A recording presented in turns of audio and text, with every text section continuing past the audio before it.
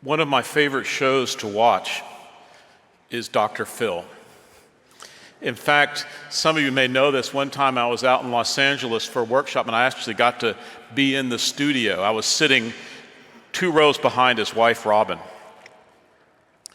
But oftentimes he is mediating, negotiating, trying to keep 2 people from killing themselves because there's issues that are going on. Typically, it's couples that are divorced. One has moved on, one is not. Oftentimes, there's another woman or another man involved.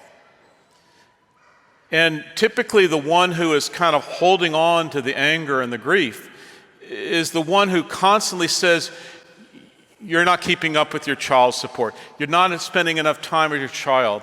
You know, it's keeping attacking. And they come where Dr. Phil calls them right fighters. He said, you're being a right fighter.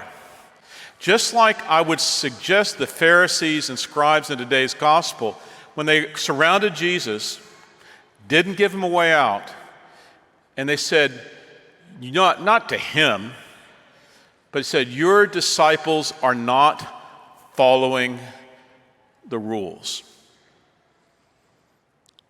And Jesus responded with, "Oh, you hypocrites, you worship God in vain."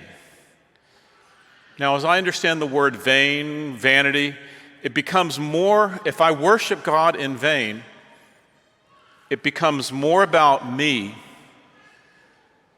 and less about God. It becomes more about me and less about God in the sense that, okay, God, I follow the rules. Check this, check that, here. Now you have to come through with what you promise or what you owe me. Are we becoming right fighters in terms of our faith, in terms of our families, in terms of our society? As we maybe hide behind what we know is right, or what we judge to be the right thing to do. Instead, do we work to find a solution? Do we look to try to resolve things, to be peacemakers, like Jesus Christ, as he often chose to do?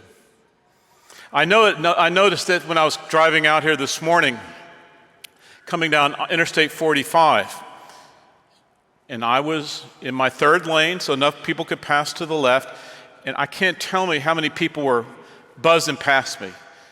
65 mile an hour speed limit, 80, 90, maybe even 100 miles an hour. And I go, ooh, they're not being right. They're not following the rules. I wish there was a police officer around here. And some of them are just doing it because they can. But I think about maybe they have a wife that's dying in the hospital.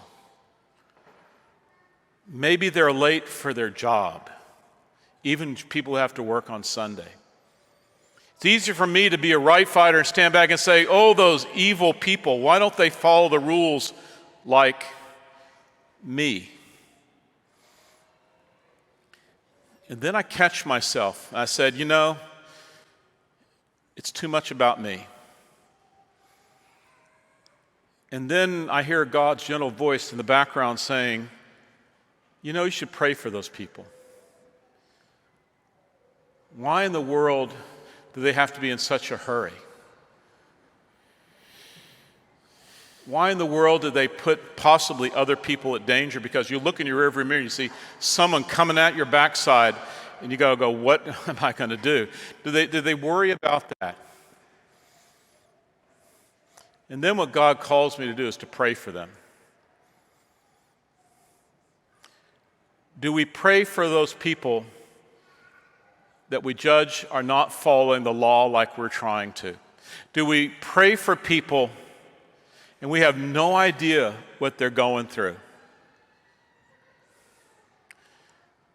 Becomes less about me, more about God. Do I put those people in God's hands, but also pray for myself that God can calm my sinful heart and be more loving and more compassionate? Do we find ourselves as being right fighters or people who seek a solution according to God's will? I'm reminded of a song that oftentimes you hear on some of the contemporary Christian radio stations. And I like it. And the tagline, and some of you may know this song, a little more about Jesus and a little less about me. A little more about Jesus and a little less about me. Maybe simply our prayer today and every day, Lord, make my life a little more about you and a little less about me. St. Anthony of Padua, for us.